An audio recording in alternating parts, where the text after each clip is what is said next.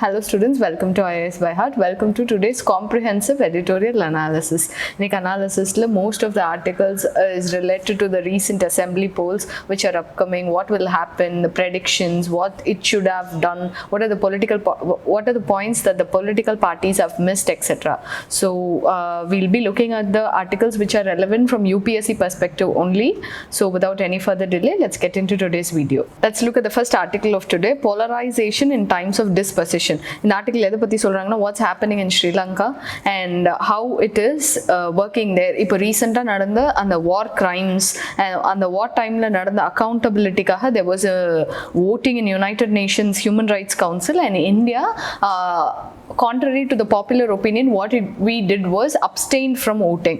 நம்ம நினைச்சிருந்தோம்னா we could have voted against Sri Lanka but we abstained from voting. அதிலிருந்து various people deducted various things like Tamil peopleோட feelings அவங்க respect பண்ணலன்னு ஒருத்தவங்க சொல்லியிருக்காங்க, இன்னொருத்தவங்க வந்து வேற அப்படியே ஆப்போசிட்டா சொல்லியிருக்காங்க. Even though there are elections நம்ம நினைச்சிருந்தோம்னா அப்படி பண்ணியிருக்கலாம், ஆனால் ஃபார் சைட்டடா இப்போ நம்ம ஒரு எனிமியை ரொம்ப ஒரு நெய்பர் ஒரு எனிமி ஆக்க வேண்டாங்கிறதுக்காக நம்ம அதை பண்ணாமல் விட்டுட்டோம் அப்படின்னு ஒரு வியூ பாயிண்ட் இருக்கு.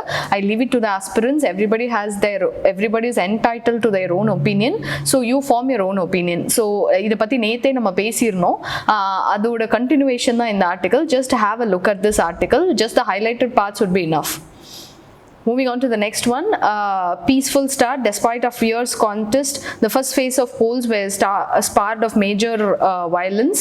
Periya violence in West Bengal and Assam, though the turnout is nearly 80%. This is more of political news, so let's just skip this. And then beating the best is about India and its cricket team, etc. What could be driving Mumbai's COVID surge? Ipo recently in Mumbai there have been at least 5,000 cases per day அளவுக்கு ரொம்ப அதிகமா போயிட்டு இருக்கு. இதுக்கு என்னென்ன ரீசன்ஸா இருக்க முடியும் அப்படிங்கறாங்க.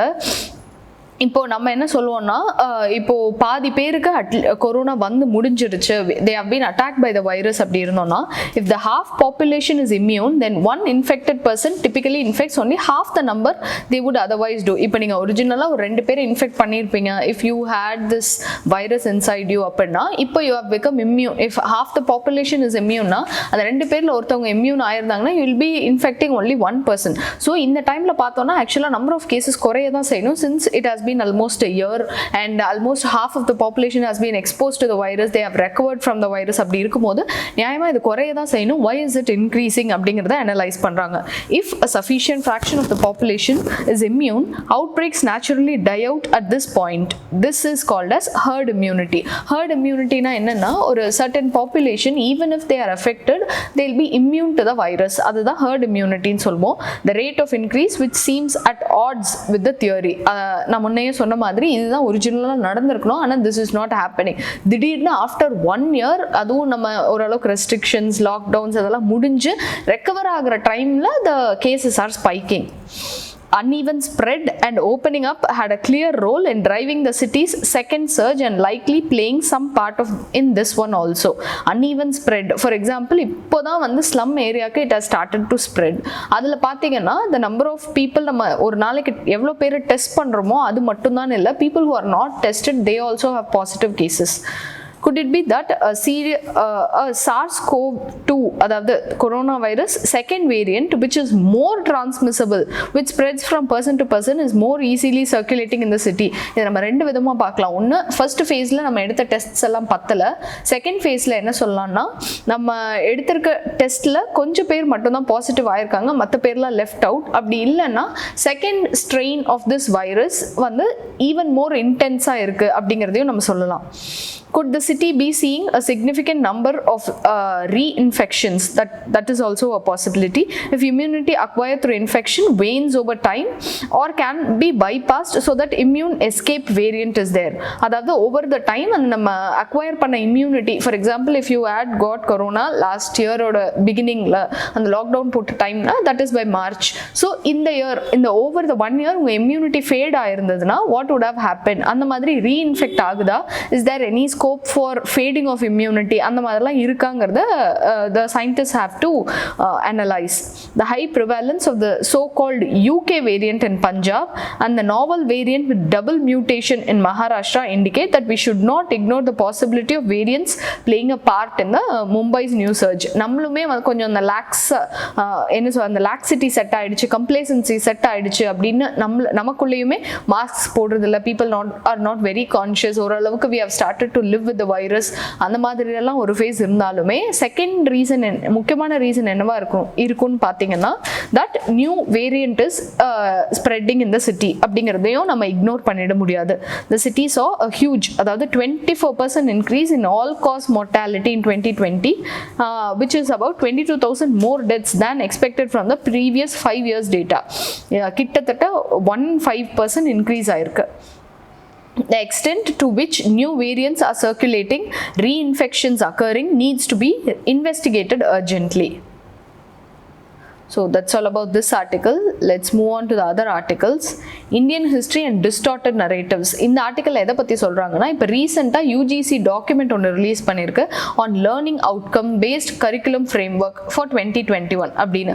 இதில் அவங்க ஹிஸ்ட்ரியை எப்படி டிஸ்டார்ட் பண்ணியிருக்காங்க, இந்த மாதிரி பண்ணுறது கரெக்டாக இதோட ரிப்பர்கஷன்ஸ் எப்படி இருக்கும் அப்படிங்கிறத இதில் சொல்லியிருக்காங்க. History as we all know is a vital source to obtain knowledge about a nation's soul. அந்த நேஷன் எப்படி how it came to the present era, what all happened in the history, அதெல்லாம் தெரிஞ்சுக்கிறதுக்கு history is very important for us. இதில் 2-3 விஷயம் இந்த learning outcome based கரிக்குலமில் அதில் என்ன 2-3 issue என்ன இருக்குது அப்படின்னு பார்த்தீங்கன்னா, terms like Aryan age, Hindu society, Muslim rulers were deployed in colonial historiography to delineate periods as well as causation in Indian history. அவங்க அப்போ பிரிட்டிஷர்ஸ் இதெல்லாம் எதுக்கு பண்ணாங்க, முஸ்லிம் ரூலர்ஸ் கேம் அப்படின்னா இது வந்து ஹிஸ்ட்ரியை ஒரு 2-3 பார்ட்டாக பிரிக்கிறதுக்கு, so that it will be convenient for us to read. ஆனால் நம்ம அதுக்கே கம்யூனல் கலர் டோன்ஸ் கொடுத்துட்டோம் அப்படின்னா it will become a very different history.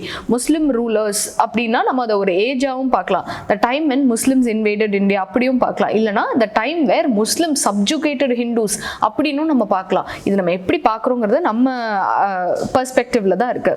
These were used to pose a contrast between secular modern Europe and the backward oriental states with their irrational adherence to religion. அவங்க இது எதுக்கு அப்படி சொன்னாங்க அப்படின்னா, Europe அந்த டைம்ல எப்படி இருந்தது, so how much they were rational, they were open to changes, அந்த மாதிரி அவங்க எப்படி இருந்தாங்க, இந்த இந்தியன் சொசைட்டி எப்படி இருக்கு அப்படிங்கறத பார்த்துக்கிறதுக்காக அந்த ஒரு கிளாசிஃபிகேஷனுக்காக கொடுத்தாங்க. The curriculum undoes the work of generation of historians to challenge colonial frames of history writing and foreground socio-economic and political process. இது எல்லாத்தையும் மாற்றி அமைக்கிற மாதிரி இப்போ இருக்க ரீசன்ட் இது மாறி இருக்கு. It presents a history of only North India. This is another issue in this. Existing history syllabus currently followed in universities across India have been studying the process of socio-cultural, economic, political changes in different regions. North India மட்டும் focus பண்ணாம Odisha, Peninsular India, Rajput states, Gujarat, Malwa, Bengal regions among others. But this latest curriculum framework ignores the rich work in regional history and introduces some regions in the syllabus simply as political formation. So இவங்களோட focus என்னவா இருக்குன்னா, what happen, how did various rulers subjugated, அந்த மாதிரி ஒரு என்ன சொல்றது half truth அந்த மாதிரி இருக்க மாதிரி ஹிஸ்டரியை தான் இவங்க போஸ்ட் பண்ண ட்ரை பண்றாங்க. It forcefully argues that young minds are not empty vessels and to be filled with static narratives. என்ன நடந்ததுங்கிறத நம்ம அப்படியே சொல்லணும்னா, ஒவ்வொருத்தவங்க ஹிஸ்டரியை நம்ம 2-3 பெர்ஸ்பெக்டிவ்ல பார்க்கலாம். அந்த மாதிரி ஒரு பெர்ஸ்பெக்டிவ் மட்டுமே, ஒரு நியூட்ரல் பெர்ஸ்பெக்டிவ் கொடுத்து leaving it to the judgement of the கேண்டிடேட்ஸ்னு விடாம நம்ம ஒரு பெர்ஸ்பெக்டிவை நம்மளே ஃபோர்ஸ் பண்ணும்போது the other 2 perspectives will get faded. The suggested readings are devoid of some of the most important works in different areas of history writing. Readings in history or any academic discipline are central to building the discipline. To develop critical thinking, students must be encouraged to read divergent opinions and engage with different ideological hues of historians. Because history நம்ம 2-3 விதமா பார்க்கலாம். For example, 1857 first war of independence ஒருத்தவங்க சொல்லியிருப்பாங்க. இன்னொருத்தவர் என்ன சொல்லியிருப்பாரு, இது first கிடையாது, நிறைய ட்ரைபல் மூவ்மெண்ட்ஸ் இருக்கு, இது வாரே கிடையாது, இது ஒரு ரிவோல்ட் அவ்வளவுதான். அப்புறம் இண்டிபெண்டன்ஸ்க்காக அவங்க போராடல, அவங்க ஃப்ரீடம்காக போராடினாங்க. இந்த மாதிரி 2-3 வியூ பாயிண்ட்ஸ் இருக்கும்போது ஆமா இல்ல இதுவும் கரெக்ட் அப்படின்னு நம்மளால வேற ஒரு பெர்ஸ்பெக்டிவ்ல யோசிக்க முடியும். ஒரே பெர்ஸ்பெக்டிவ்ல சொல்லியிருந்தாங்கன்னா 1857 தான் நம்ம ஃபர்ஸ்ட் வார் ஆஃப் இண்டிபெண்டன்ஸ் டே நம்ம நினைச்சிருப்போம். அதுக்கு முன்னாடி நடந்த அந்த ட்ரைபல் ரிவோல்ட்ஸ், பெசன்ட் ரிவோல்ட்ஸ் அதெல்லாம் நம்ம ரெகக்னைஸே பண்ணாம கூட போயிருப்போம். A curriculum framework that does not encourage this only provides faulty foundations for disciplinary education. இந்த மாதிரி ஒரிஜினலா என்ன இருக்கோ அதை நம்ம கொடுக்காம போயிட்டோம் அப்படின்னா இது வந்து ஒரு மாதிரி ஃபவுண்டேஷனே ரொம்ப ஷேக்கியா மாறிடும். This curriculum framework quite egregiously omits some of the finest writings of Indian history. A bulk of suggested reading spans from 1900s to 1980s with heavy dependence on the work of Indologists. Indologists யாருன்னா நம்ம Indian traditions, இந்தியாவை பற்றி படிக்கிறவங்க. they have a high opinion that India is a land of culture, அதனால தான் இதெல்லாம் நடக்குது. அந்த மாதிரி they are very much of pro India or right wing அந்த மாதிரி நம்ம சொல்லலாம். Though not everybody is like that, that's the most of the scenario. The omissions seem deliberate and ideologically motivated. So most importantly, rather than enabling students to critically engage with diverse schools of historiography and reaching their own conclusion, it seeks to curtail the resource available to them. So avungalukkaga namle opinion form pannidrom. So we are not allowing them to form the opinions. What we have to do is, historians have to do is, they have to just state the facts which they think it is true. Adukapro the students should be allowed to form their own opinions. அந்த மாதிரி இல்லாம நம்மளே அவங்களுக்கு opinions form பண்ணும்போது we are stopping or discouraging their critical thinking. What are the challenges facing a young student in 21st century? என்னென்ன சேலஞ்சஸ்ன்னு பார்த்தீங்கன்னா climate disaster, democracy, freedom of speech, freedom of movement, equity in rights and social justice are issues that must be considered. அதெல்லாம் விட்டுட்டு நம்ம ரொம்ப வேதிக் ஏஜ்ல நம்ம எப்படி இருந்தோம், நம்ம பாஸ்ட்டை க்ளோரிஃபை பண்ணி என்ன சொல்ற ஒரு சூடோ பேட்ரியாட்டிசம் அவங்களுக்குள்ள வளர்க்கக்கூடாது. ஓகே இந்தியானா இப்படி அந்த ஒரு பிம்பத்தை வச்சே நம்ம போயிட்டே இருக்கக்கூடாது. What is reality, what has to be done. India is facing various threats of climate disaster, அதை பிளாக் அண்ட் ஒயிட் அவங்க கிட்ட சொல்றது. அதே மாதிரி இப்போ வாட்டர் கிரைசிஸ் நிறைய போயிட்டு இருக்கு, freedom of press is heavily affected in India. அந்த மாதிரி வாட் இஸ் தேர் அதை நம்ம உள்ளபடி கன்வே பண்ணணும். That is what is the necessity of this century. This curriculum with its colonial underpinnings is inadequate in preparing students for 21st century. இன்னமுமே நம்ம paste தேவையில்லாமல் glorify பண்ணிட்டே இருந்தோம்னா they will not be understanding what's happening in present scenario. The LOCF is determined to project into past majoritarian and divisive conceptions of contemporary Indian politics. It is limited and narrow in its understanding of process of historical change, out of touch with the current state of research in the discipline of history and dated in its pedagogy. In 2021, this curriculum framework seeks to make history education a space for passive rote learning of ideas that had their heyday in 1921. அதாவது இப்போ relevance இல்லாமல் ரொம்ப நாள் முன்னாடி ரெலவென்ஸாக இருந்த ஐடியாஸ்க்கு importance கொடுத்து revive பண்ணுறோம். இப்போ for example go back to Vedas, அவர் என்ன மீனிங்ல சொன்னாரோ அதை வந்து எப்படி அதை மாத்திட்டாங்க. அவர் என்ன சொன்னார்னா வேதிக் ஏஜ்ல there was mostly equality in the society, equity இருந்தது, விமன் ஹேட் குட் ஸ்டேட்டஸ், அந்த மாதிரிலாம் இருந்தது. அதை எப்படி நம்ம மாத்திட்டோம்னா he wanted us to go back to the time where there was varna shastra, there were divisions in the society, divisions of labor இருந்தது. அந்த மாதிரி டைமுக்கு நம்ம போயிட்டோம்னா அதை எப்படி அப்படியே மாத்திட்டாங்களோ அந்த மாதிரி ஹிஸ்டரியை நமக்கு ஏற்ற மாதிரி நம்ம ஸ்கியூ பண்ணிக்கிறோம் அப்படிங்கிறத இந்த ஆர்டிக்கல்ல சொல்றாங்க. Moving on to the next one. Bengal's Paribartan politics. This is also related to political news. What is happening in Bengal? What are the various claims of both the parties, etc. Let's move on to the next article. This article, diversity and inclusivity. This IIM Bangalore. This article is written by the director of IIM Bangalore. அவங்க என்ன சொல்றாங்கன்னா India has a very diverse population and unfortunately certain social structures have prevented thousands of individuals from realizing their potential. இது எதுவான காரணமா இருக்கலாம், அவங்களுக்குள்ள disability ஒரு காரணமா இருக்கலாம், சோஷியல் ஸ்டேட்டஸ் ஒரு காரணமா இருக்கலாம், காசு இல்லாதது ஒரு காரணமா இருக்கலாம். மற்ற எந்த ஒரு கண்ட்ரியில அந்த சிட்டிசன்ஸோட ட்ரூ பொட்டன்ஷியலை அவங்களால வெளிக்காட்ட முடியலையோ இல்லை அதுக்கேற்ற சிச்சுவேஷன்ஸை அந்த கவர்மெண்ட் பண்ணி கொடுக்கலையோ that government or that country or that democracy is flawed democracy. and the country from benefiting from their skills and talent, it is not providing them ample opportunities. The government has tried to remedy the situation through constitutional and statutory provisions for reservation of quotas, but as organizations the world over have realized such efforts to enhance equity and diversity need to be matched by resolve to facilitate genuine inclusion. வெறுமனே நம்ம reservation கொடுக்கறதால மட்டும் இது நடந்துராது. For example இப்போ ரிசர்வேஷனை bypass பண்ணணும்னு முடிவு பண்ணிட்டாங்கன்னா அந்த ஒரு சர்டன் கேட்டகரி ஆஃப் பீப்புள் ரெப்ரசென்டே பண்ணல அப்படின்னு நம்மளால ஃபேக்காக சொல்ல முடியும். அந்த மாதிரிலாம் பண்ண முடியும். மற்ற இந்த மாதிரி வெறுமனே கவர்மெண்ட் லாஸ்னால மட்டுமே சொசைட்டியில் சேஞ்ச் வந்துடாது. It has to come within. Inclusivity also means rethinking the conventional notions of fairness in examinations. For example, இப்போ யாரோ ஒருத்தவங்க விஷுவலி இம்பேர்டாக இருக்காங்க, அவங்களுக்கு ஏற்ற மாதிரி நம்ம கொஷின் பேப்பர் செட் பண்ணாமல் நிறைய கிராஃப்ஸ் இல்லை அந்த மாதிரி நம்ம ஏதாவது கொஷின் பேப்பர் செட் பண்ணுறோம்னா இட் இஸ் நாட் இன்க்ளூசிவ். அதாவது அவங்களுக்கும் ஏற்ற மாதிரி நம்ம ஒன்று டிசைன் பண்ணல, அவங்கள ஒரு ஸ்டூடெண்ட்டாகவே நம்ம ரெகக்னைஸ் பண்ணல அப்படிங்கிற மாதிரி ஆகிடும். அதை பற்றி தான் இந்த ஆர்டிக்கிளில் சொல்லியிருக்காங்க. While an obvious step is to focus on the admission of high potential students from reserved categories to doctoral programs, alumni discussions reveal that doctoral studies are often not the first preference for students of merit from these communities. அதாவது people feel that people from backward community அவங்க என்ன நினைக்கிறாங்க அப்படின்னா, நாங்கள் வந்தாலுமே எங்களுக்கு peer pressure இருக்காது, they will be treated differently, எங்களோட ரிசர்ச் பேப்பர்ஸ் ப்ராப்பராக அனலைஸ் பண்ண மாட்டாங்க, இல்லைனா will be given pressure to get out of the field, அந்த மாதிரிலாம் இருக்காங்க. So what we have to do is வெறும் ரிசர்வேஷன் கொடுத்தாச்சு the society is trying to be inclusive இல்லனா equitable society நம்ம கிரியேட் பண்ண ட்ரை பண்றோம் அப்படி நம்ம சொல்லிடக்கூடாது. what we have to do is it has to come from within. There should be genuine inclusiveness. And this data point இது நமக்கு GS2 இல்ல கவர்னன்ஸ்ல ரொம்ப யூஸ்ஃபுல்லா இருக்கும். India is among 71 countries with critical issues around press freedom, according to an analysis by UK-based magazine. இவங்க என்ன சொல்றாங்க அப்படின்னு பார்த்தீங்கன்னா, in many countries there is no press freedom. India has become one of the countries among them. Some other countries with the same classification include China, Saudi Arabia, Russia.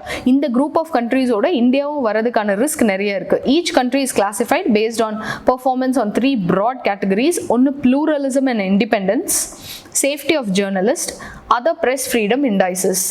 இந்த 3 category wise பார்த்தோம்னா India is scoring poorly in 2 categories and in one it is scoring in a very mediocre category. A score was computed for each category using several indicators and ratings were assigned: green for good, amber for some areas of concern and red for critical areas. Each country was assigned a final assessment based on the majority of color it received in 3 categories. இந்தியால பார்த்தீங்கன்னா mapping press freedom, it depicts country-wise overall rating. Only US is in green. Apro South America la many countries are in amber. India la it is fully red, meaning innum press freedom we haven't realized it. India's overall rating pakla, pluralism and independence rating la we have scored amber, meaning there are some areas of concern. There are some areas when it comes to independence and plurality of media. Of the 166 countries, 30 were rated green. Appo see, many countries are faring really bad in this. 23 were rated red. Adula India vandu it is in the amber category. India's safety rating, according to the report 2020, 2 journalists were killed. How safe it is for journalists? இப்போ ஏதாவது ஒரு ஸ்கேமை கொண்டு வராங்க அப்படின்னா அவங்க உயிருக்கே ஆபத்து இருக்குன்னா then press freedom is not so great in that country. அப்படி இருக்கும்போது India is in red color category. 4 were imprisoned and no journalist went missing. Worldwide, 32 journalists were killed, 274 were imprisoned, 65 went missing. அதே மாதிரி other press freedom indices அதில் பார்த்தீங்கன்னா world press freedom index by reporters without பார்டர்ஸில் இந்தியாவோட rank is very pathetic, 142 among 180. In 2020, Freedom House Freedom in the world rated India's media 2 for freedom and independence. It scores in the range 0 to 4. அதில் பார்த்தோம்னா 0 na least free, 4 na most free. நம்ம ரொம்ப average categoryல தான் இருக்கோம். But the pathetic thing is India is one of the biggest democracy in the world. These are some of the indicators that were used.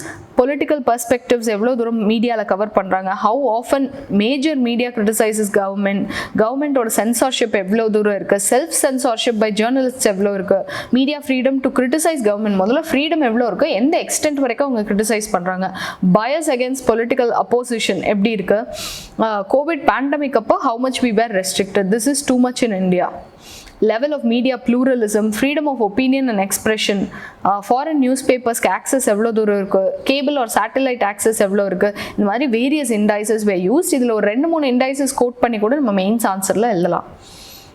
And these were the important articles of today. I hope I've covered all the major important articles. You can find this highlighted newspaper in our blog. The link will be given in the description box below. You can just have a look at only the highlighted parts in the newspaper. So that's all for today's class. Tune in tomorrow for tomorrow's class. Thank you.